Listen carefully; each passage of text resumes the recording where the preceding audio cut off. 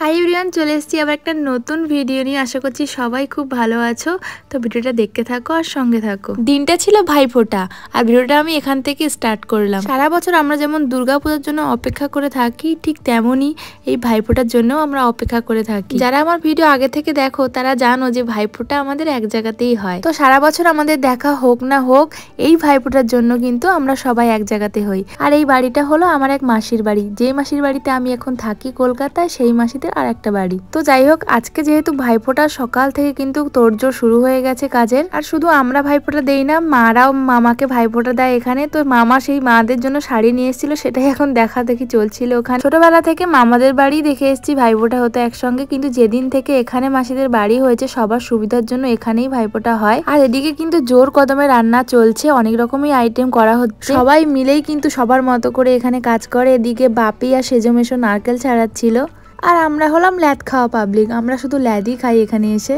আর আমি যেদিন থেকে এসেছি আমার এই দোলনাটাতেই কেটে গেছে বেশিরভাগ সময়, কারণ আমার ভীষণ ভালো লাগে দোল খেতে। আর এদিকে আমার ভাইয়ের কাণ্ড দেখো, ও শুধু যেটা মাসির সঙ্গে করছে তা কিন্তু না, এরকমটা ও প্রায় সবার সঙ্গেই করে থাকে। এরপর আমি বসে পড়েছি আমার নতুন জামাটা ফিটিংস করতে, যেটা পরে আমি ভাইফোঁটা দেবো।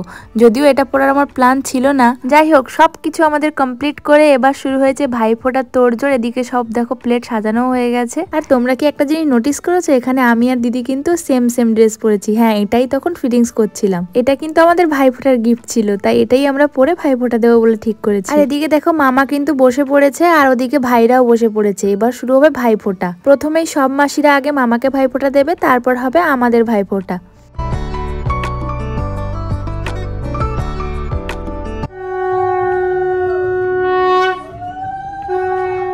এদিকে একদিকে চলছে মামার ভাইফোঁটা, দিদি একদিকে করছে বস্ত্র বিতরণ, মানে ভাইফোঁটার গিফট দেওয়া চলছে আর কি। যেহেতু আমাদের এতগুলো ভাই, তাই আমরা দু বোন মিলেই ওদেরকে কিছু দেই প্রতিবার।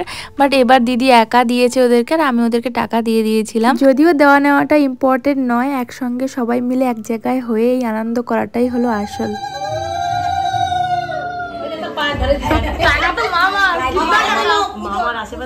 কিতনা টাকা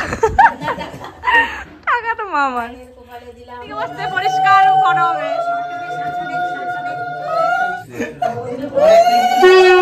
মায়েদের ভাইফোঁটার পর্ব শেষ হওয়ার পর শুরু হলো আমাদের ভাইফোঁটা দেওয়ার পালা। যেহেতু এখানে আমরা দুই বোন, আর ভাই বোনদের মধ্যে দিদি সব থেকে বড়, তাই সবার আগে দিদি ফোঁটা দেয়, তারপরে আমি দিই।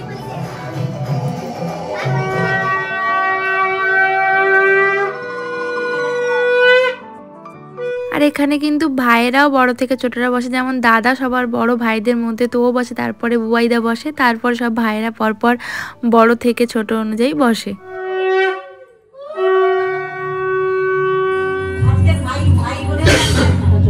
এইবার মজাটা দেখো, চেয়ে চেয়ে কিভাবে প্রণাম নেওয়া হচ্ছে। যেহেতু সবার বড়, তাই ওকে প্রণাম করতেই হবে।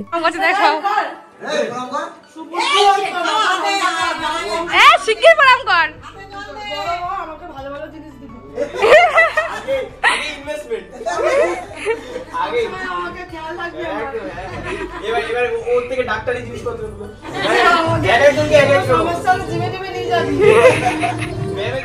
নাও, এবার শুরু হলো আমার ভাইফোঁটা দেওয়ার পালা। আর আমার তো ভীষণ মজা লাগে, কারণ দাদা আর বুবাইদা আমার থেকে বড়, তো বড় হয়েও ওদেরকে আমি এই ভাইফোঁটার দিন একমাত্র আশীর্বাদ করতে পারি। তো আমার সেই ব্যাপারটা বেশ ভালোই লাগে।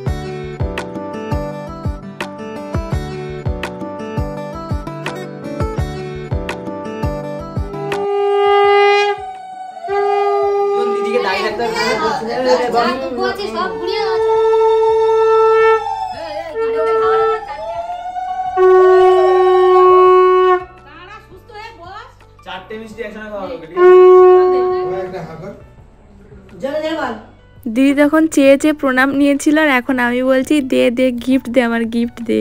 যদিও এটা মজার জন্যই ছিল, যে সবাই মিলে এই ফোঁটা দিতে পারছি এক জায়গায় হয়ে, এটাই তো সব থেকে বড় পাওনা বলো। সব থেকে দামি জিনিস হলো সময়। সময় কেউ কাউকে দিয়ে উঠতে পারে না। এরপর আমরা সব ভাই বোনরা মিলে বসে পড়লাম ফটো তোলার জন্য। আর ফটো কারা তুলছে দেখো, সিনিয়র সিটিজেন, যদিও এনারা অতটা সিনিয়র নয়। শুধু যে আমরা ফটো তুলবো তাই কি হয় কখনো? এখানে কিন্তু দেখো এনারাও বসে পড়েছেন ফটো তোলার জন্য। আর তারপরে কিন্তু আমরা আবারও বসে পড়েছি আমাদের আরো এক পর্ব ফটো তোলার জন্য।